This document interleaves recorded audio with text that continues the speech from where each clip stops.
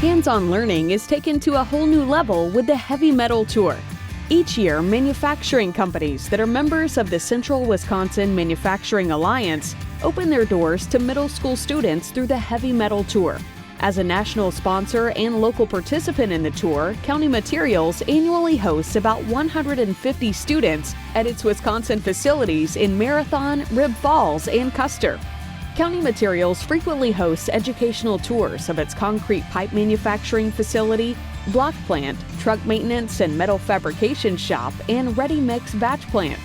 While touring the work environment, students learn about in-demand skills, the trades of tomorrow, and the many technological innovations used to manufacture reliable concrete products.